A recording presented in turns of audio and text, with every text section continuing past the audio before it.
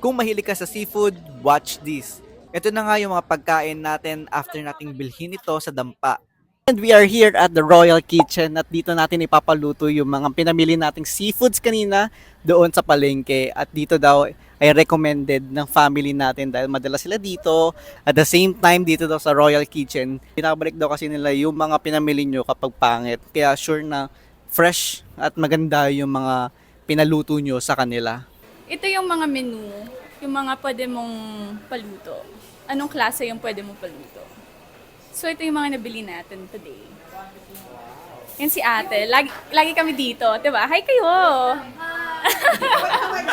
Welcome to Royal Kitchen! Dito kayo, masarap dito. So, sasabihin nyo lang dito kung ano yung mga luto na gusto nyo.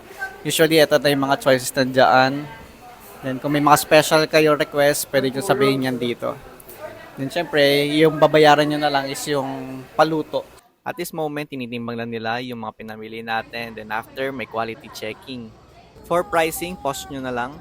Then, after ilang minutes lang, okay na nga yung food natin. We have the cheesy baked prawns, lapu-lapu Chinese soup, butter garlic crabs, salted egg crabs, clams with tausi, cereal prawns, and lastly, we have the steamed lapu-lapu with light soy sauce. Kaya naman, as a seafood lover, sobrang saya ko at excited na ako kumain.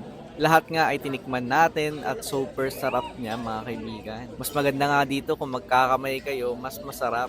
And in fairness guys, super sarap niya talaga, promise. Pero mas importante dyan, mas mura. And after that, nagkantahan lang and kumain tayo nitong tiramisu cake. 'Di ba usong-uso na ngayon ng tiramisu and ito nga daw yung isa sa pinakasikat na nagbebenta nito. And masasabi ko naman talaga na napakasarap. And ayun lang for this video. Thank you!